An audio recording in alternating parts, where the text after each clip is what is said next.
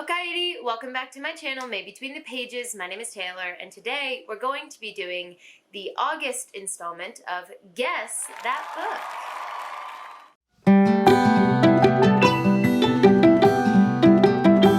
For those of you who don't know, every month on my channel I post this game series of video where I give you 5 hints for 3 different books. You have to guess the book title, the author of the book, and the series, if that's applicable for that particular book, and you get points for every guess that you get correct.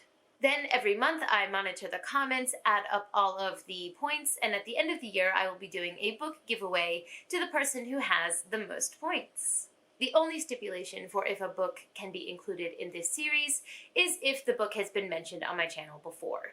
So as long as it's been mentioned, talked about, does not have to be physically behind me, but as long as it has been mentioned on my channel before, it can be in the series.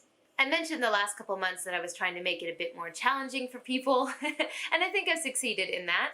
I'm really starting to mix up all the different genres and not just stick to the adult fantasy you might, expect, seeing most of my content. And every month I just have so much fun checking the comments and, seeing what you guys have to say. So, without further ado, let's give the hints for this month in August.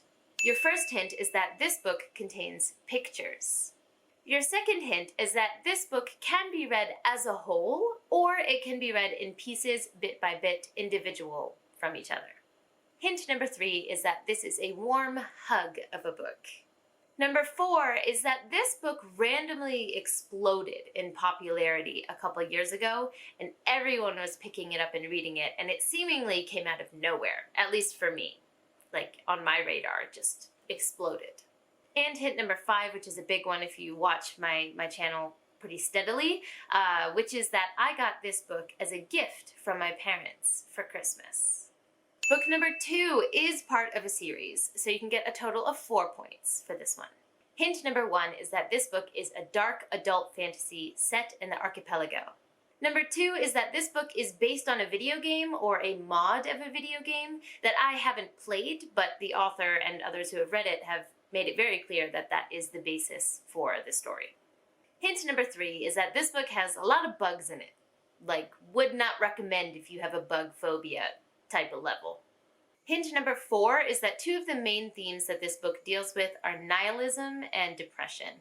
And I think that the author does a really good job of really grappling with those things, not just touching on them, but diving deep into them and having the reader really think about them. And hint number 5 is that this is a self-published book. Book number 3 is not part of a series, so you can get a total of 3 points for this one. Hint number 1 is that this book is either literary fiction or like heavy contemporary. I'm not quite sure where to put it. To be honest, the whole genre of literary fiction just seems very nebulous to me, but it's one of those. It's one of those. Hint number 2 is that this book has a dual timeline. Hint number 3 is that this book delves very deeply into the horrendous world and nature of grooming. Hint number 4 is that this book broke me. Again, if you've been watching my channel for a while, when I did talk about this book in a wrap-up, I talked about how amazingly beautifully written the story is and how visceral it is, but also how you need to be careful. And I don't recommend this book for everyone because it is heavy, and I needed a recovery period after reading this book. And hint number 5 is that this book features a very, very unlikable main character. Go ahead and leave your guesses in the comments down below for August. I'm excited to see what you guys think of the picks for this month. And let's go ahead and talk about the books from July and see how you guys did, if your guesses were correct or not.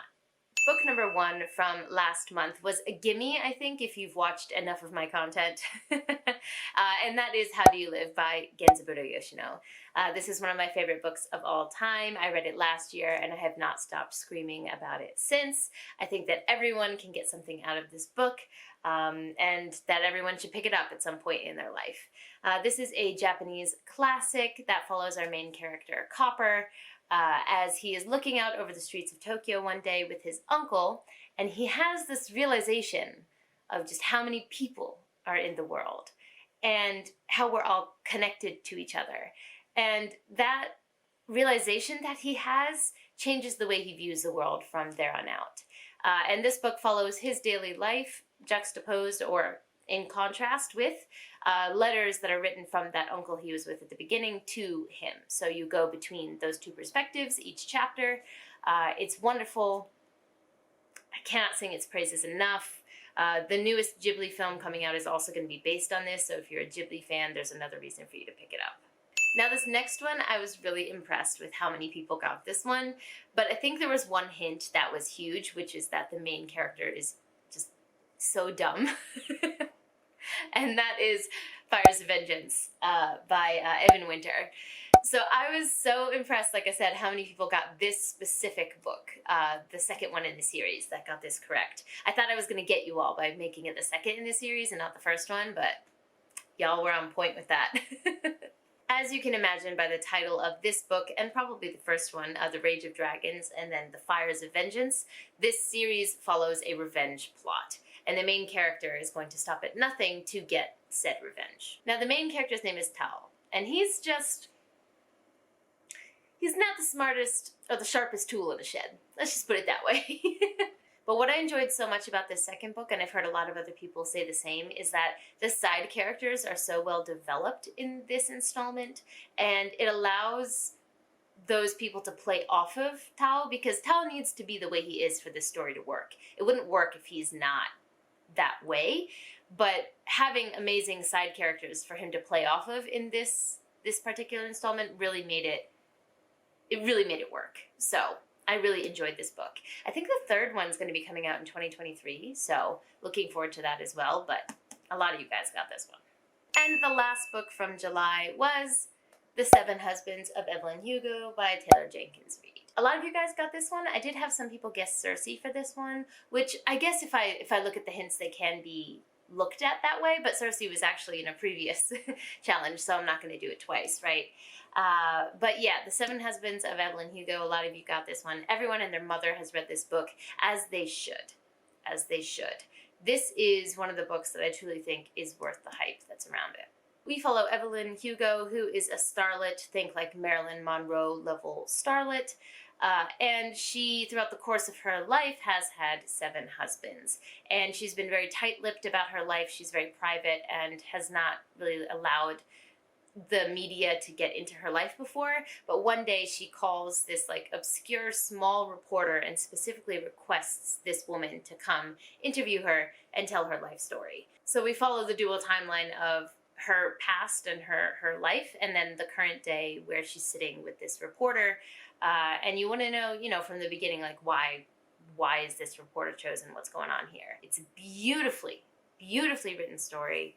I haven't reread it since I first read it, and I do think this would lend itself really well to a reread. It's also one of the few books I would recommend to my non-reader friends. I wouldn't recommend a lot of fantasy, actually, to my non-reader friends, but this is one that I would recommend to most people. That concludes Guess That Book for August. You know that I also love to hear from you guys your thoughts on the guesses from last month, as well as your guesses for this month. So let me know, how did you do? How did you do in July? Also would love to hear your thoughts on those books from July, if you've read them and what you thought about them. Don't forget to like, subscribe, and click that bell. I'd love to have you as part of this community, and I appreciate it. But for now, I'm gonna head out. Johnny!